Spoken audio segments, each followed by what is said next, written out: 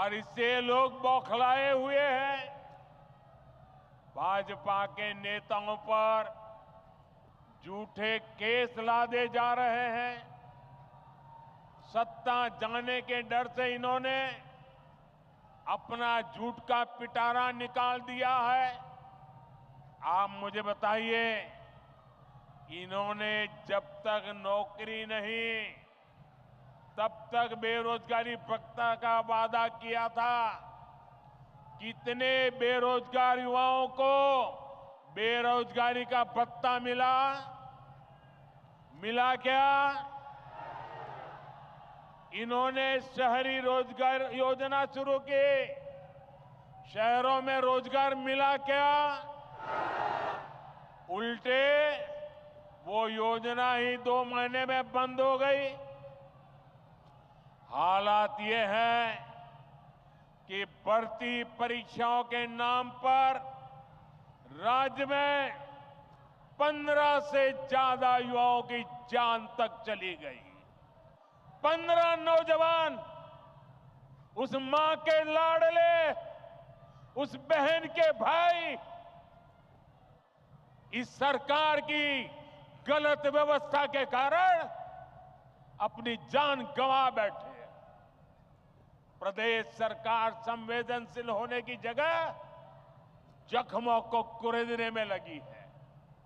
इस घटना में जिन युवाओं की जिंदगी गई है, मैं उन्हें श्रद्धांजलि देता हूं, उनके परिवारों को सांत्वना देता हूं और मैं वादा करता हूं, झारखंड में कुछ ही महीनों के बाद जब बीजेपी सरकार बनेगी, एनडीए सरकार बनेगी, तो इस सारे मामले की जांच करवाई जाएगी और जिम्मेवार लोगों को हर प्रकार से कानूनी शिकंजा कसा जाएगा। साथियों, झारखंड की वर्तमान सरकार को युवाओं की कोई चिंता नहीं है। इन्होंने हर साल जेपीएससी और जेएसएससी की परीक्षाएं आयोजित करवाने का वादा किया था, लेकिन वादा पूरा करने की जगह सरकार के संरक्षण में नौकरी बेचने वाले गिरोह पनप रहे हैं। यहां पेपर लीक करने वालों को शहद दी जा रही है। हर परीक्षा गड़बड़ियों का शिकार है। युवाओं के भविष्य से खिलवाड़ करने वाली ऐसी राज्य सरकार को हमें झारखंड से हटाना ही होगा। यहां की सरकार आपसे सिर्फ झूठ बोल सकती है, झूठे वायदे कर सकती है। भाई और बहनों, गरीबों को झांसा देने के लिए इन्होंने पेट्रोल डीजल देने में की योजना भी चलाई थी। आप में से किसी को पेट्रोल डीजल मिल रहा है क्या? नहीं मिल रहा ना? क्योंकि ये वो योजना भी झूठा दिलासा था। उसे भी 2 महीने में बंद कर दिया गया। अब ये महिलाओं को पैसे देने के नाम पर गरीबों को भरमाने के लिए नए नए तिकड़म लगा रहे हैं। इसलिए आपको ऐसे धोखेबाजों को सरकार से बाहर निकालना है। इन सपनों का, इन आकांक्षाओं का क्या हुआ? ये सब भ्रष्टाचार और लूट की भेंट चढ़ गए। और आप जानते हैं, इस देश की सबसे बेईमान और महाभ्रष्ट पार्टी एक ही है, कांग्रेस पार्टी इस देश का सबसे भ्रष्ट परिवार एक ही है, कांग्रेस का परिवार। भ्रष्टाचार की सारी धाराएं वहीं से निकलती है। ये जेएमएम वाले भी उसी स्कूल से ट्रेनिंग लेते हैं और उस स्कूल का नाम है कांग्रेस स्कूल ऑफ करप्शन।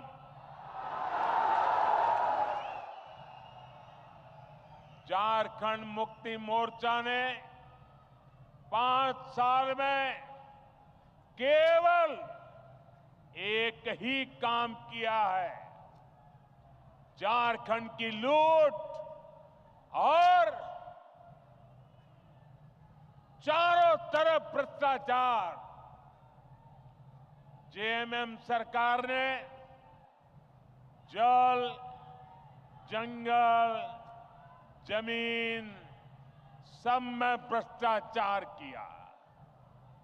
एक और यहां का गरीब, शहरों में रहने वाला मध्यम वर्ग एक एक रुपये के लिए पसीना बहाता है।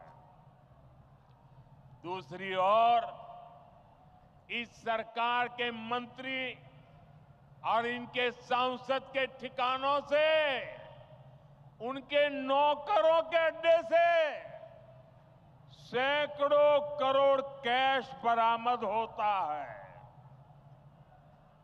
हजारों करोड़ रुपए के घोटाले होते हैं। आपको याद है ना कैसे नोटों के पहाड़ झारखंड से निकले थे। टीवी में महीनों तक वो नोटे के पहाड़ दिखाए जाते थे। ये नोटों के मशीन से नोट नहीं आई, ये नकली नोट नहीं थी, ये आपकी मेहनत की कमाई का पैसा उन्होंने लूट करके जेब भरा था। ये आपका पैसा है। भाइयों बहनों, इस चुनाव में ये भ्रष्टाचार करने वाले, आपके धन को लूटने वाले, देश के खजाने को लूटने वाले, झारखंड के खजाने को लूटने वाले, उसकी पाई पाई का हिसाब करना हम सबकी जिम्मेदारी है। मुझे आपको साथ चाहिए भाइयों।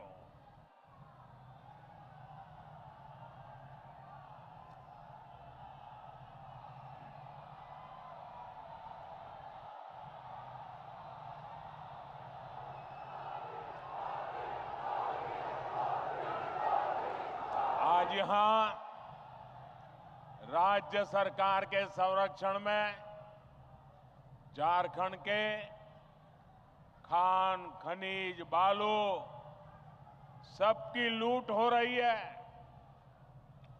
इन्होंने सेना की जमीन तक को नहीं छोड़ा।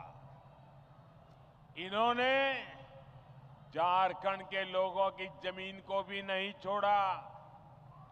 मुझे यहां के लोग बता रहे थे, अपनी जमीन बचाने के लिए लोगों को बोर्ड लगाना पड़ता है कि जमीन बिकाऊ नहीं है।